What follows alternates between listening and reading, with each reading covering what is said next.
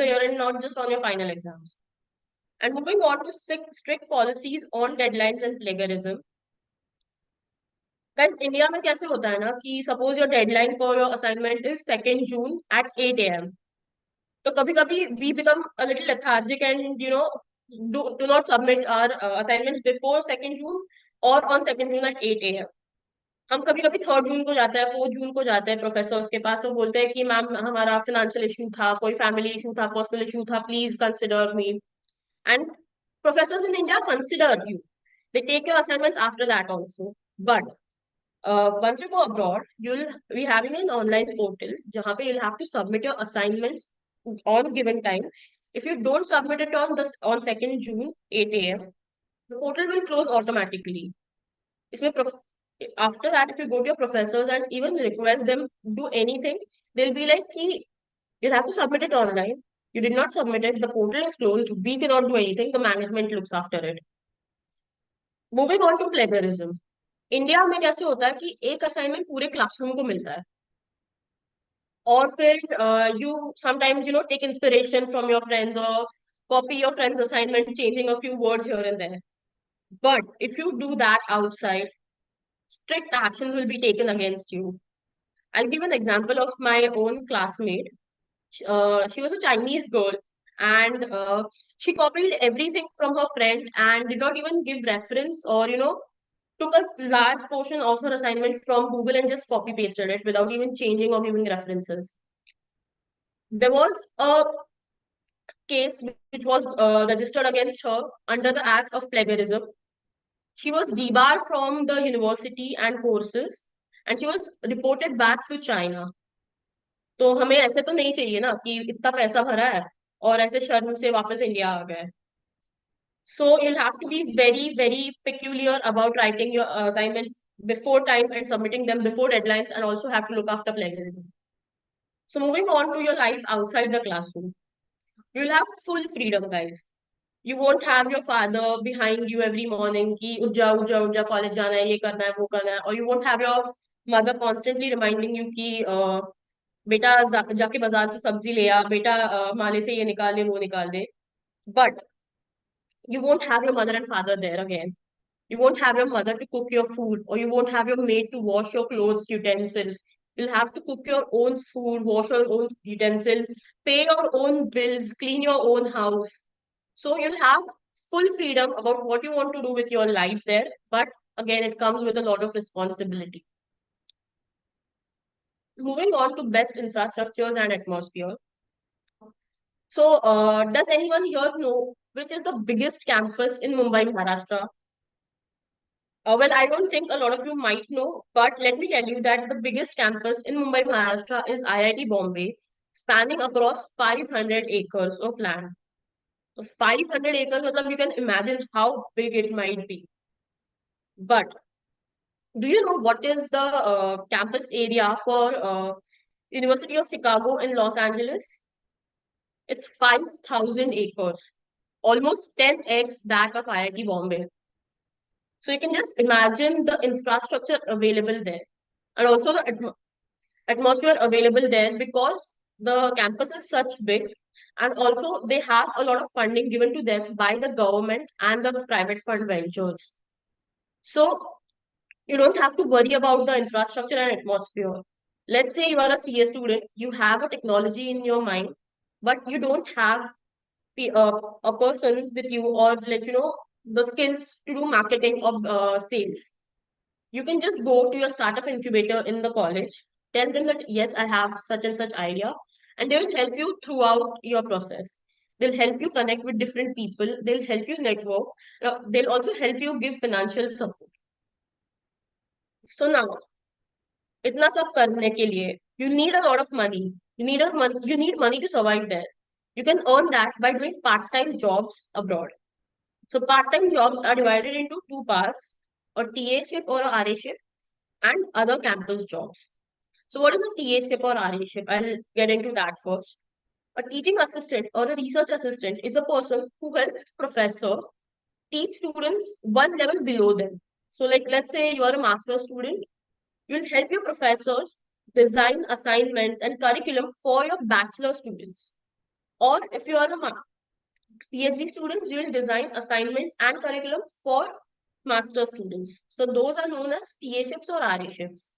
But everyone wants to be a TA or RA because the salary you get paid for a TA or RA is considerably high. It can cover all of your living expenses there. So everyone wants to be a TA or RA, but it is very competitive to be a TA or RA. You'll have to have a very strong academic background and have a very high GRE score to impress your professors. So, almost around, if say 10,000 people apply for TA or RA ships, only 10 people get TA or RA ships. So what about the rest of students? You have other campus jobs. So like I said, UCLA has campus across 5,000 acres. So usme you have libraries, cafes, food areas, shops, and even a on-campus theater. So who do you think manages all these facilities? They don't outsource people to manage these facilities. The students who study at UCLA manage all these facilities. So you can get a job as a library assistant or a cafe manager, a barista, theater manager, or ticket assistant. So there are plentiful of jobs available on campus as well for you. Moving on to your work-life balance.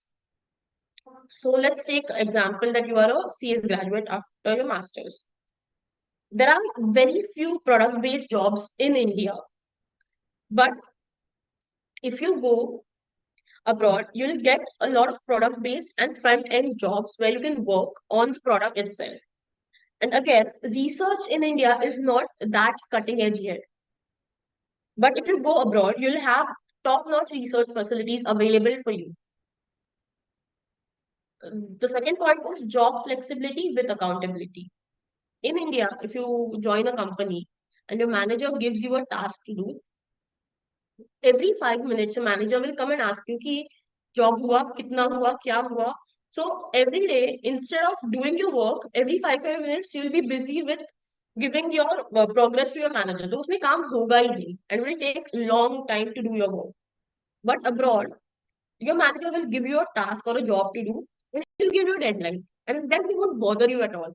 You'll have to complete your task within that stipulated period of time, and after the deadline is done, you'll have to give all the reports to your manager.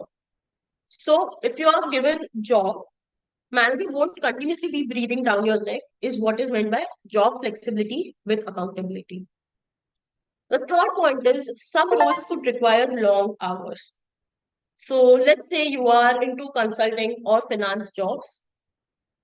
The rest of the people who are who CS or five jobs, but consulting and finance.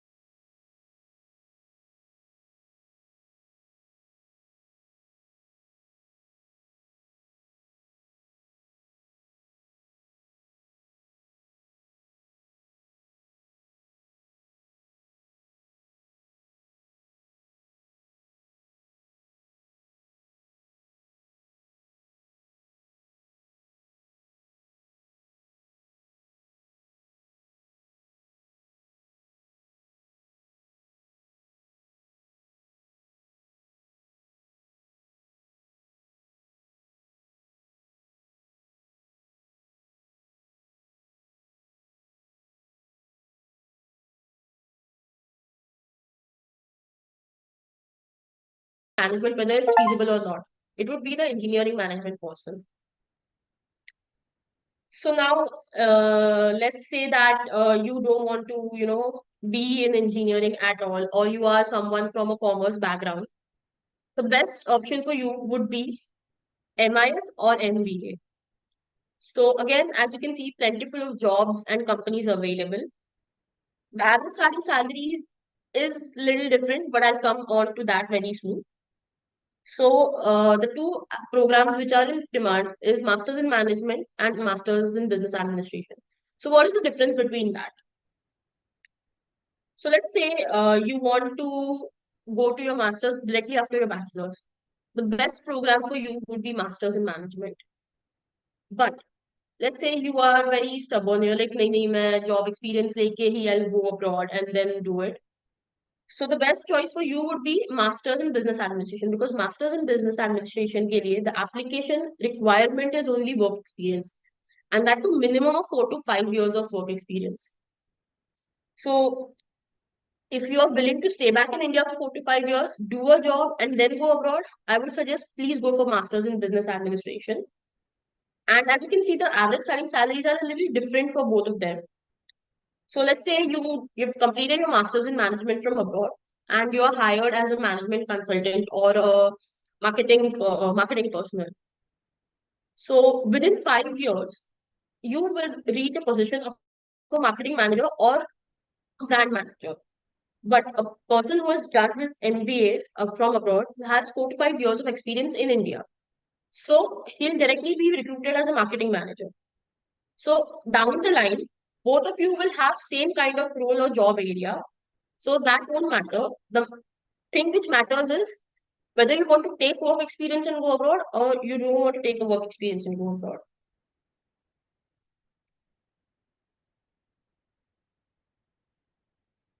Okay, so now that you're clear which program you want to go select, let's move on to which country you can choose. So I would suggest that please look at the Indian studying in each country. Don't look at the tuition fees, because we have listed the tuition fees according to from highest to lowest. But just don't look at Italy or Spain, because वहाँ पे tuition fees कम है, and go there. Please also look at the Indian studying there, because countries who have less than 30,000 Indians studying there are not considered good for study abroad and your immigration after your studies. So I'll give you one example. Netherlands may tuition fees 23 lakhs, but the Indians studying there are only 23,000, because Netherlands now wants to curb the number of international students coming to their country. Spain may the tuition fee is only 6 lakhs. But do you know that the unemployment rate in Spain is 25%, whereas the unemployment rate in India is only 10%? So instead of going to Spain, I would suggest that India may you'll have a better chance of getting a job in India. So the bottom line is, please don't go by the cost alone, go by the country popularity. And based on the country popularity and the number of Indians studying there, the top 5 countries you can choose are Australia, USA, Canada, UK, and Germany. So now we have narrowed it down to 5 countries. So which country you can choose between those 5 countries? So we will go by the return on investment you can get. So we have 3 primary factors: tuition fees, average starting salaries, and your post-study work visa or ease of immigration. So USA, the tuition fee is between 25 to 45 lakhs. Canada is almost 80% of that. UK is 60% of that for a 1 year program. Australia is more expensive than USA, whereas Germany is the cheapest between all of them. But again, you can't only go by cost. You need to see how much return you get. So based on how much returns or the taxes there are, UK is the best country.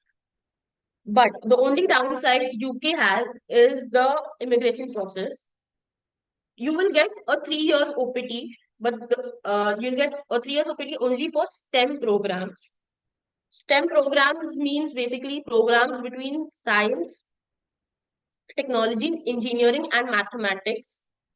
So let's say you are a student who is pursuing STEM. You will get 3 years of OPT. But what after that? After that, you'll be required to apply for a H-1B visa, for which the system is a lottery system and not a points-based system. And lottery system may the chances of you getting a H-1B is less than 25%. So you might not get a H-1B after your 3 years of OPT. So your immigration again would be not possible properly. So let's say you're not worried about immigration. So let's say you're worried about immigration and don't want to go to USA based on that. So how can you choose again? So let's say now you have identified three countries you want to go. You have USA in mind, you have UK in mind, and Canada in mind. So how can you choose based on that? So let's say you want to go to a business related course. If you can see, USA is good for all courses except MBA, whereas UK and Canada are more popular for business courses. So now, let's say you want to have ease of immigration. I would suggest please go for USA because Canada now is shutting its border because of its accommodation crisis. So let's say you want ease of immigration, I would suggest please go for USA. But you want a little, you want access to the US job market and are okay with a little competitive job market, please select Canada based on that. So now you have narrowed down to the program you want to study, the country you want to go to. The next pressing question comes is, how can you fund your education? There are three ways in which you can fund your education. The first is self-funded. You have a lot of money, or let's say your parents have a lot of money and they are ready to sponsor you. Please go for the self-funded option. The second point is loans, secured or unsecured. So, what are the pros and cons of getting a secured loan or unsecured loan? So, for secured loan, you have a low rate of interest, but again, you'll have to put a property on mortgage. But for unsecured loans, you do not have to put any property on mortgage, but your interest rates would be high.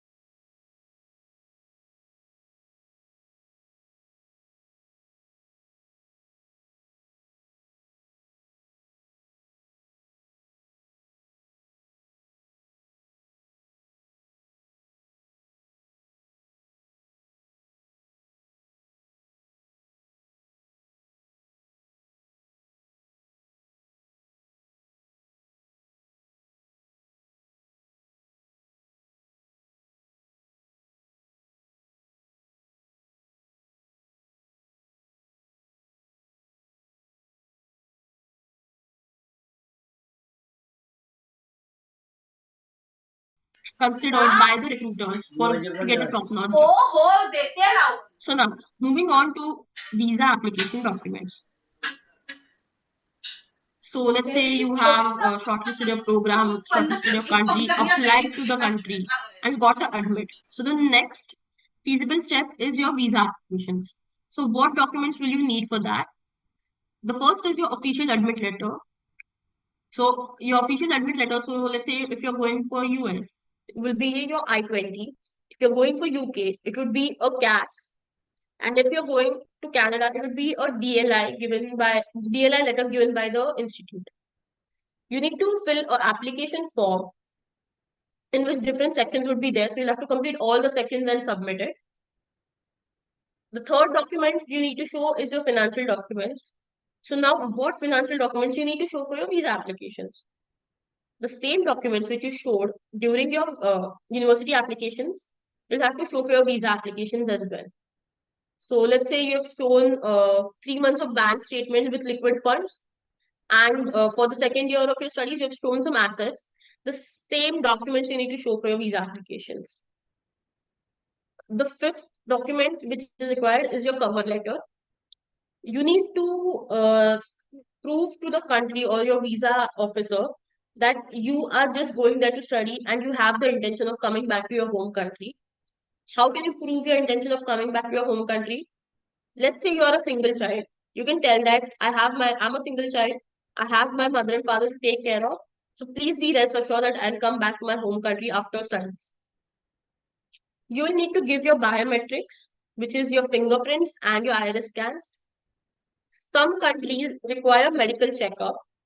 So why do they require medical checkup, guys? Because कोई country नहीं चाहेगा कि उनके country में बीमार लोग आए. So there are a few countries who require medical checkup. So please, they'll have allocated doctors and panelists. You'll have to go to them only and get your medical checkup done. And the last is visa interviews. There are countries who require visa interview. So what will they ask you in a visa interview? They'll try to assess whether you are actually serious about studying there or just coming to work there. So they'll ask questions about regarding your university, your course, why have you selected that country? So please be prepared to answer all of these questions. So now moving on to application timelines. Students who are planning to fly abroad in 2025, you would be in your final year of your course. So the application timeline is given below. If you want, please take a screenshot. I'll be explaining the points one by one. The first step for you is to study for and take the GRE. So for you to give the GRE, the total period of timeline is 5 months. The minimum number of time required for you to study for the GRE is 3 months. And 1 month would be in between, giving mock tests and, correcting yourself based on that mock test. And let's say you start your preparation in the month of May. So for May, June, July, you'll be studying for the GRE. In August, you'll take the mock test and see whether you are ready or not. And in September, you'll give your GRE. But as I mentioned before, you need to have a strong profile for your admissions to top universities. So simultaneously, while giving GRE, you need to start building your profile because it is not easy to build your profile. You need to do internships, you need to, work for an NGO. So 6 months required for NGO, at least 3 months, internships of minimum of 3 months. So if you start your profile building in the month of May, it would end somewhere in the month of November. So again, as I mentioned before, you need to take your IELTS or TOEFL, which is known as the English language proficiency test. So you need to start preparing for that in the month of August and give your English proficiency test in the month of September.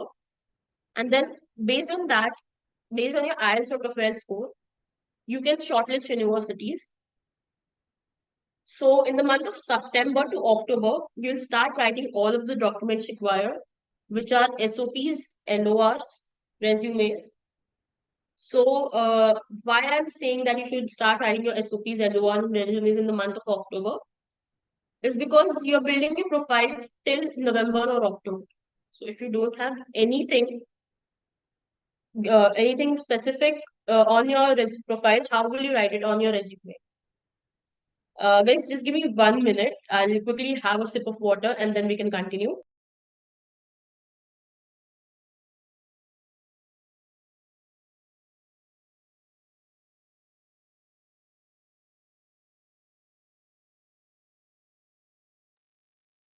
Okay, so moving on to so as I was mentioning before, if you don't have anything on your profile, how will you mention it on your resume, or how do you market yourself if you don't have anything on your profile?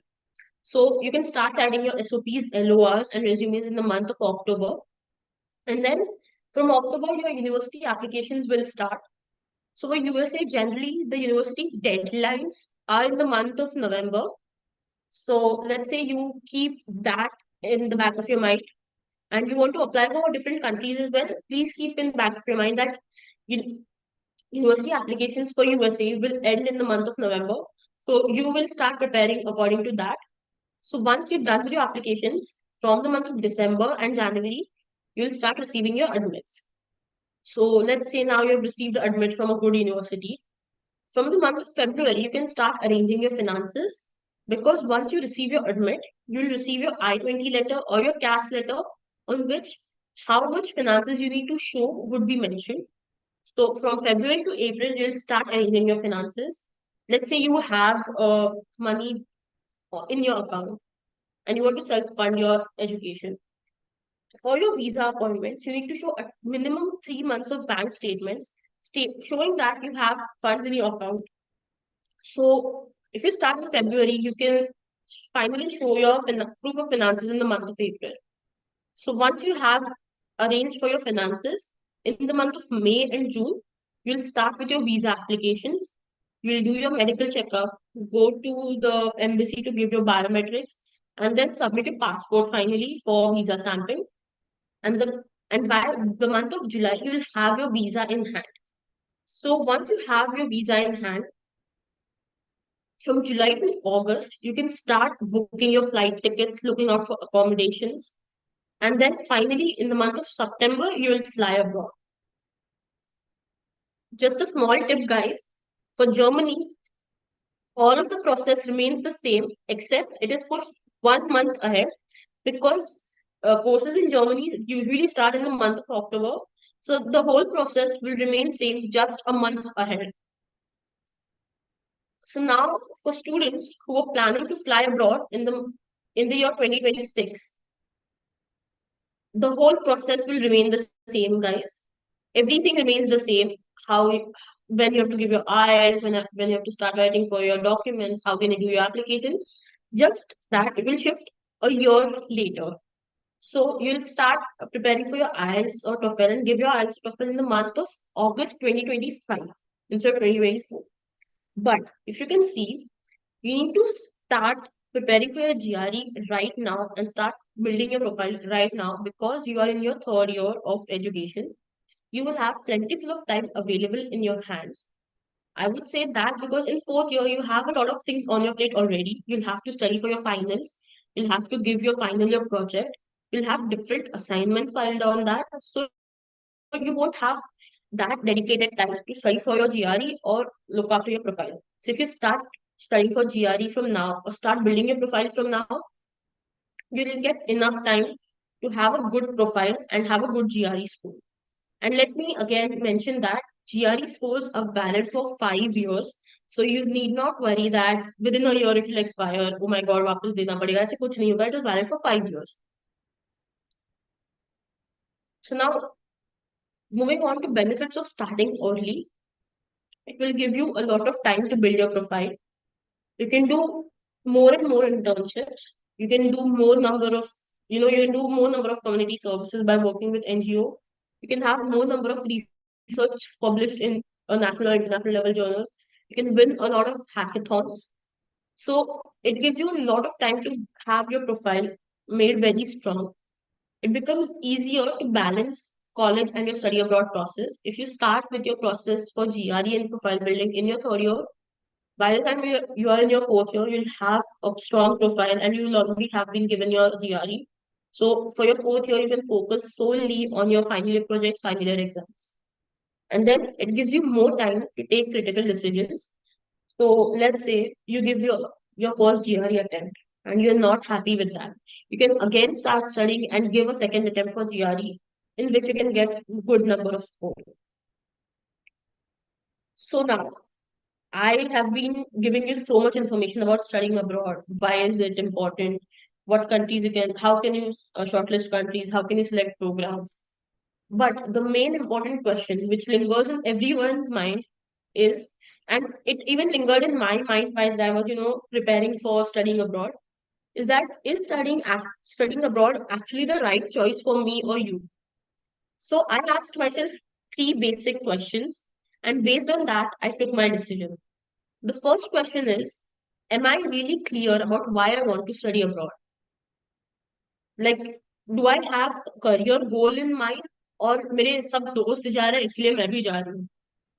But no, I had my career prospects clear in mind, and that's the reason I proceeded on to asking the second question: am I willing to take the necessary steps? Guys, studying for GRE or building your profile is not a cake, piece of cake. It requires a lot of dedication and efforts from your side as well. So, are you willing to sacrifice a little bit on your social time to work on GRE and build your profile? If the answer for this is also yes, please ask the third and the most important question: are you willing to arrange the finances? Guys, studying abroad is not cheap. It is a very big decision taken by you and your parents. So please stick with your parents for this question and think collaboratively. Are you ready to arrange the finances required for studying abroad? And if the answer for this also is yes, congratulations, studying abroad is the right choice for you.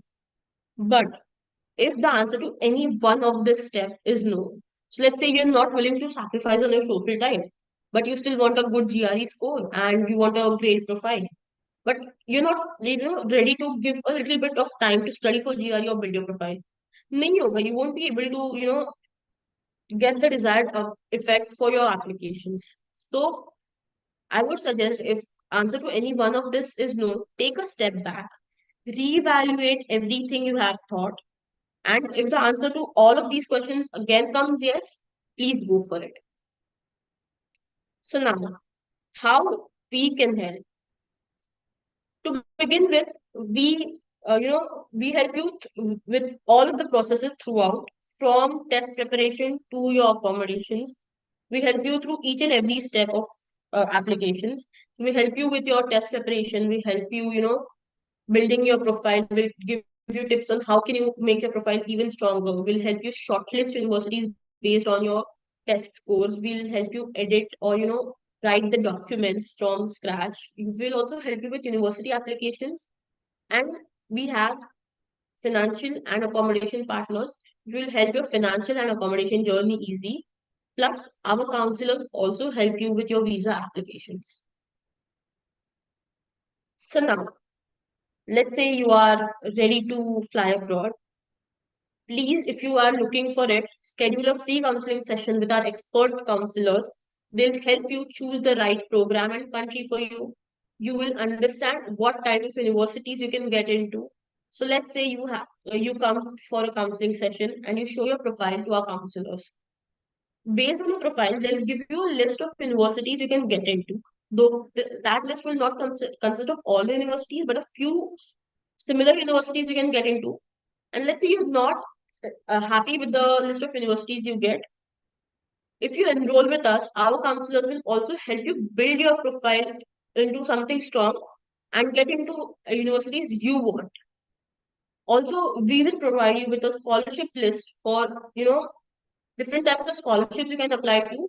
And if you have any other questions, all the questions will be answered by our counselors.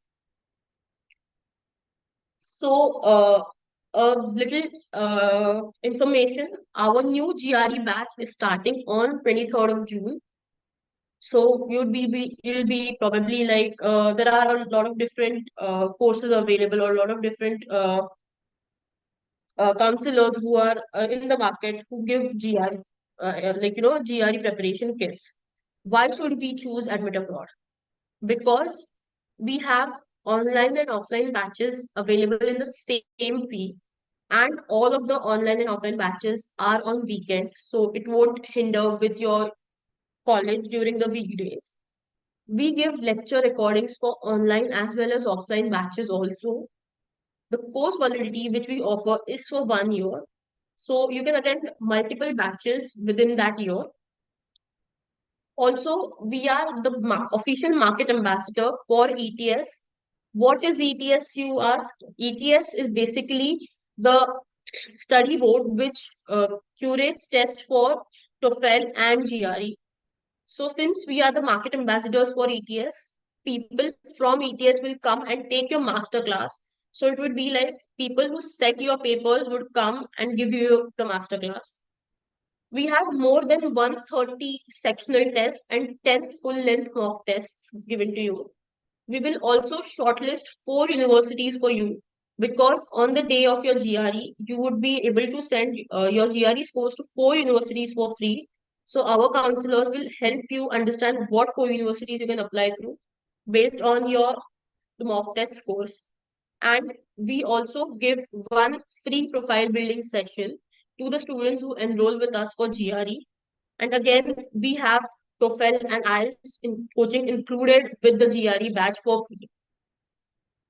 So now, if you have any questions about GRE, or you want to hear what preparation to do for GRE from the toppers, we have a webinar coming up on 8th of June with our own GRE toppers. They'll it would be a panel discussion. They'll come. You can ask them your questions. They'll give you tips and tricks on how you can score a 320 plus on your GRE.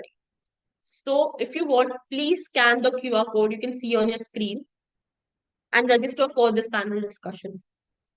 So now, I would like to end this webinar by saying, if studying abroad is your dream, making it a reality is ours. So guys, if you have any questions now, please feel free to put them in the chat Q&A box, sorry. I would take them one by one.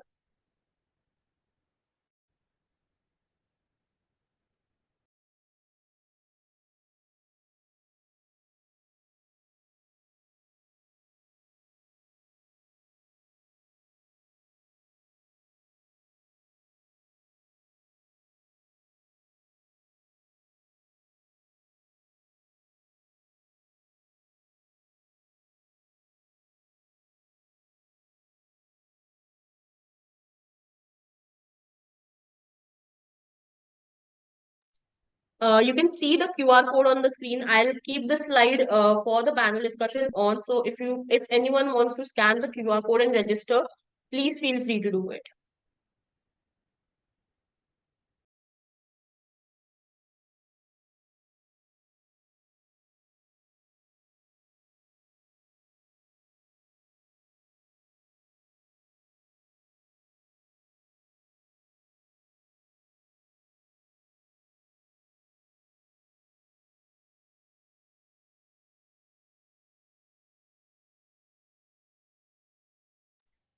So, Omkar is asking one question. Tell us about the transfer programs for MSIT in Germany. Omkar, not a lot of universities in Germany accept transfer programs. But if you want, we can have a look in your profile and we can give you, we can figure out something for transfer programs for MSIT in Germany. If you want, please contact us or call us on our marketing number. Our counselors will help you guide through it. Then Ikra is asking, can we opt for dual degrees like MBA as well as MS? The answer to that, Ikra, is yes. If you want, can you please tell me quickly in the chat box, sorry, Q&A box, Ikra, whether which country you want to go to? Based on that, I can help you. So,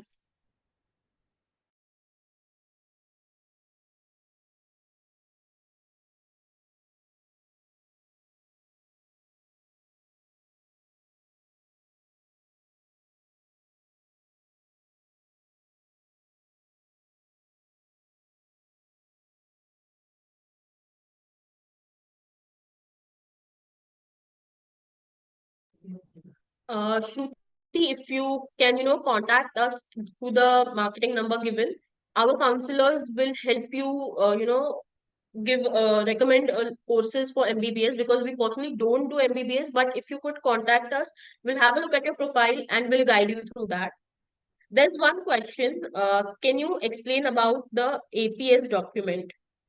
So, APS is basically your mark sheets, but according to the German's marks sheet statement. So you'll have to give your mark sheet.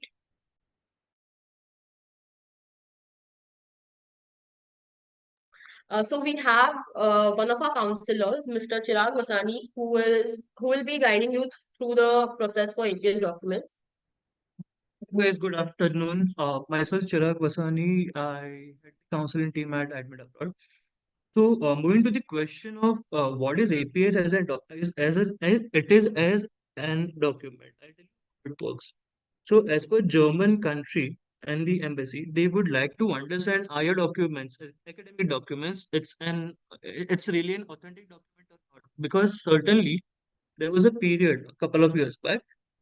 Germany had got a rise into the numbers considering the fake documentations. For that, to get a control on it, or maybe to reduce the numbers of the fake documentations, they introduced APS into the market.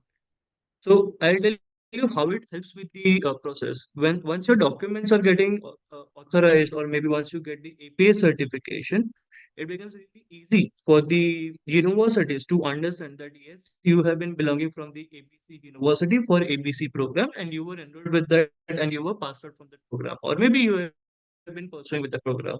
So APS is basically standing as an official documents of your academic documents given by the authority of German embassy. APS is basically an another entity, or maybe you can say another body from the German embassy, who is basically personally taking care to cross-check the documents of your academics, whether it is valid or not.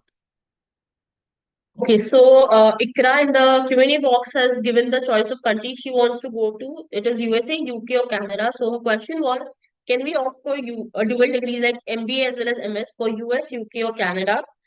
The answer to that, Ikra, is yes, you can opt for dual degrees. If you want more information on how you can pursue dual degrees, kindly contact on the marketing number given in the chat box, and our counselors will help you with that.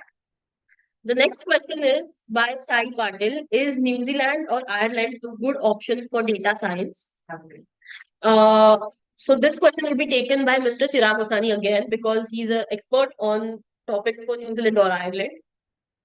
Very good afternoon. Okay, so moving to your question, is data science really a good program for Ireland or Canada? I'll tell you what it is. Ireland is basically known as an analytical country. It's a tech-oriented country, and Canada, and which is when it comes to the when we cross across with this name as a country, we know the fact that it's a immigration-oriented country. So, yes, in both of the countries, there is the same amount of demand and supply of this particular industry of data science. But yeah, looking forward with the long-term point of view, if you ask me, Canada is equally known for the labor programs as well. But I would suggest go ahead with Ireland. Reason behind it, like I said, if it's an analytical country, if it's a tech-oriented country, you would be getting a lot of opportunities with the n number of the top companies over there who does provide with the openings for the data science. So there's a lot of the scope for the data science job. If you ever come across with alumni of the Ireland, irrespective of the university, and if you cross-check with their academic background, which kind of master program they have pursued over there. On the scale of 10 students, 9 you would come across with the tech background program. So yes, Ireland has a better scope than Canada, looking forward as a long-term point of view. Okay, so another question we have is from Rajguru, is that he's currently in his second year of engineering and from IT and wants to pursue a MS in CS from USA. Is it possible? So we have one of our counselors who is expert in the field of USA, Miss Archana Parak. She'll be answering this question. So, Rajguru, I would like to just tell you that even if you are from IT background and you don't want to go for core IT and you want to apply for MSCS, definitely this is a good opportunity that you can explore your career related to your computer science, as it is a mother branch Okay, so what you can do is till you are in second year. I don't know whether you are progressing to third year or you are from first year to second year, but definitely you can start with your profile building. Okay, if you are looking for computer science specialization, it requires related internships that you can cover in this coming 3 years. Like when you are passing out, like you can fly definitely after your graduation, that is maybe 2026. So I'll suggest start right now with your GRE preparation so that it will help you to get into a best university for your CS program specialization. That's it.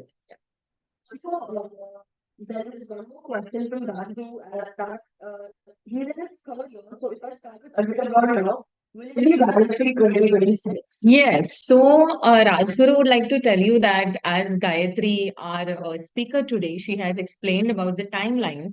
So here your timeline is 26. Okay, so you can just check out there is a duration month-wise. We have segregated that which month you should start with what exactly. So there you can find you can start right now. Like we are starting our new GRE batch from 23rd of June. So you can get enrolled with GRE prep. Then you can go for IELTS or TOEFL, and with 2 or 3 internships related to your CS specialization for your masters, you can progress to your application timeline, and that's how you'll be applying to the universities. So definitely, if you are coming for a counseling session with your parents, we would like to discuss your timeline in person with the budget constraint also, and then figuring out your study abroad plan, we can definitely move to your, steps towards your flying abroad for 2026. So, we have been considering this now, Modi, that, what is your opinion on taking a year after your bachelor's to build your profile? Could there be any problems because of this gap? So would like to know which master specialization you are applying to. So suppose if you have same undergraduate background, there is no need of going for work experience or profile building.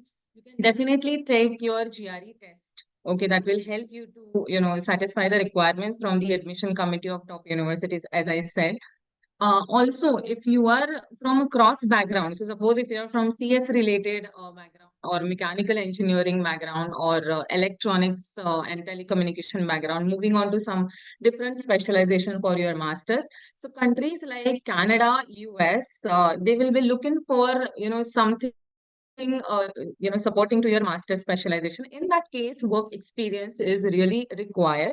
Otherwise, you can fly right up to your graduation with your GPA, decent GPA, that is 8.5 and above.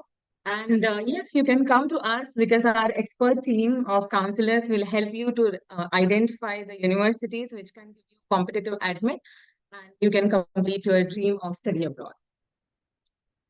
Okay, so we have one question. How much does current work experience matter for MS programs? Just now I covered, would like to just proceed with this question itself. So, if you are saying that I want to go for work experience just as I want to go right after 2 years after graduation completion, then that is fine. Otherwise, there is no need, as I really mentioned before, that if it is the same background in undergraduate, definitely it is not required. But yes, if it is cross background program, if you are switching your specialization or if you want to just go by your interest, then it is required to, support your profile. So otherwise, it is really advised that you can meet your counselors and mentors at Admit Abroad requirements, check with the requirements of the university definitely, and start with your process. So we have another question. What are the chances of getting a student visa when the age is 40 and above for countries like UK, Australia, or Germany? So, answer this question.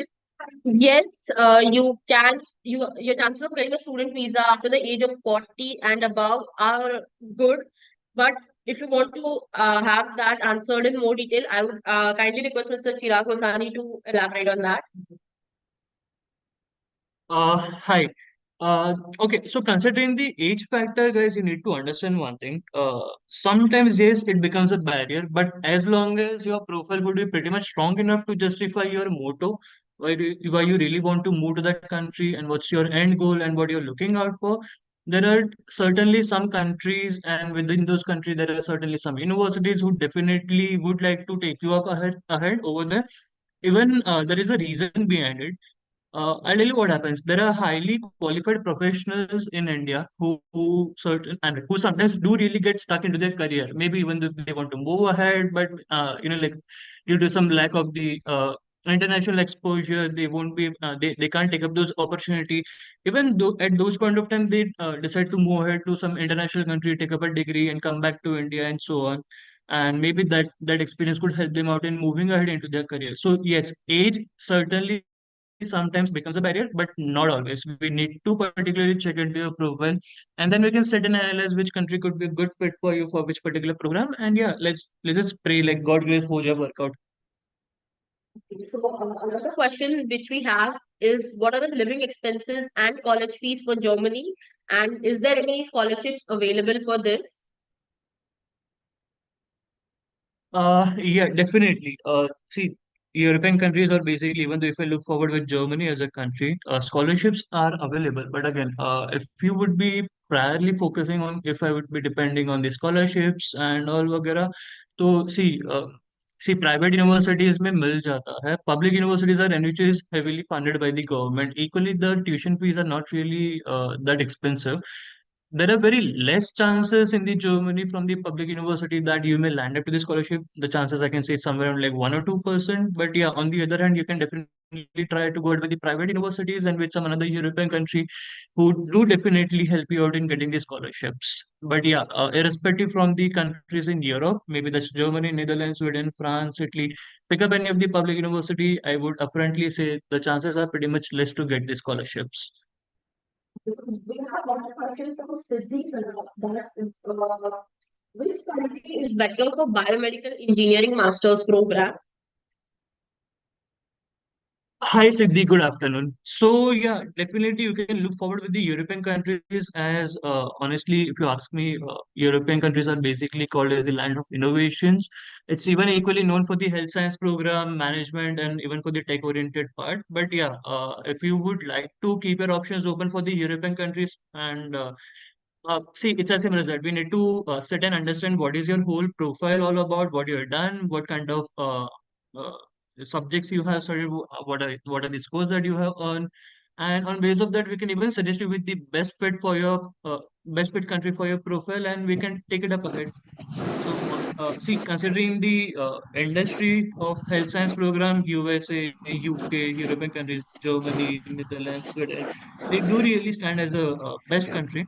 But yeah, I would generally recommend choose your country wisely as per your profile specific, because at the end we want to take up a professional degree, we want to take up a whole master's degree, and we don't just want to land up to some sort uncertain country जहाँ पे सिर्फ degree मिल गया लेके थोड़ा बहुत कमा लेंगे and then future is at stake. So let's choose our country wisely for what program we are looking forward with, and that's how we can move ahead. But yeah, definitely it is possible to go ahead with biomedical programs with the known countries. Thank you. We have one more question from Sai Patil that for MS Data Science in Ireland, how much visa is available? Sai, see, technically, there are low graded universities, there are even decent universities, there are even good universities, there are even top university. So it's as simple as that. Let's say when I completed, when you guys also completed your high schooling and when you moved to the bachelor's, I'm pretty much sure you selected your bachelor's college on basis of your academic background that you had earned in your higher secondary, and there would be many other parameters as well. While choosing up an international country for your master's program, it becomes really important for us to understand that your profile are evaluated on a holistic way. They do really consider your CGPA, but yeah, equal to that, your practical experience and other activities, whatever you have done in your academic life to your personal life, professional life, everything comes under the picture. And that's how we can select a university for you. Because certainly I can say there are even students with 6.5 CGPA, they have landed up to a good university because they had a good work experience. Someone were really having a good GRE score, they were low with their academics, and so on. So everything would be depending on the profile. Let's just get down to the office and we can sit and discuss about the whole profile, and we can move ahead with the good universities or the best universities as per your profile specific. We have one question want to give that, what would be the ideal month to give GRE? Because I just finished with my third year. I think I might be late now to give it during my fourth year. Veda Murat acha hai. We can definitely get started with your GRE preparation.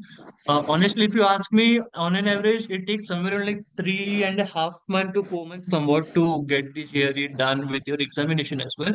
But yeah, to keep a spare time of 1 month additional into our process is really must.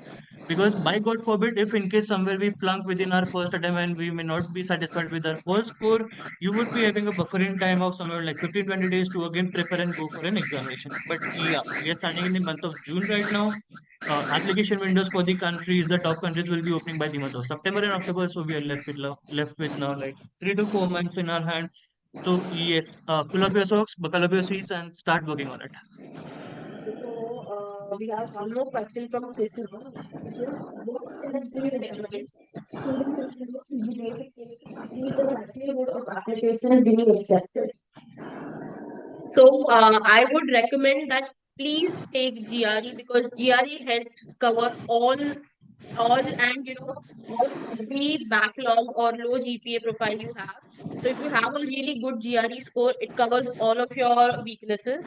So I would recommend please to consider taking GRE. And if you have any questions about GRE, kindly contact to our marketing number given in the chat box. Our counselors will help you through it.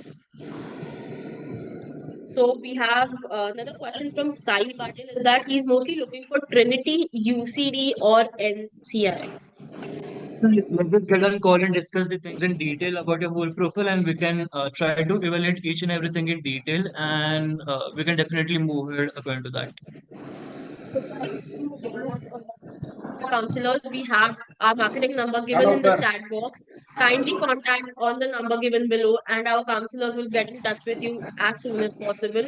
So, guys, I don't with the branch on Tuesday as discussed.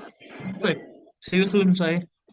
Okay, so I don't see any more questions in the Q&A box. Guys, if you have any more questions, please put them in the Q&A box right now.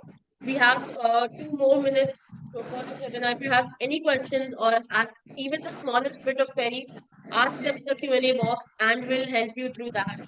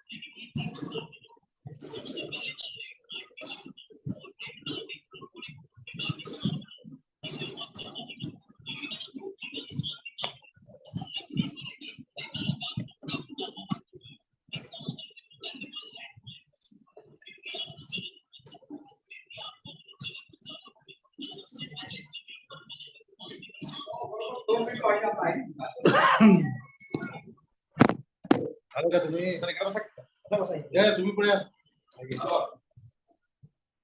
ठीक आहे okay आलं का सगळं Our counselors team will call you after this webinar if you have any questions, but we have given our counselor's number in the chat box. If you want, you can contact them directly. We have the number of Mr. Chirag Vasani and Archana Parab who are answering your questions in the chat box. If you have any questions, you can directly call on these numbers as well. So I am not seeing any more questions in the Q&A box. So I would like to end this webinar.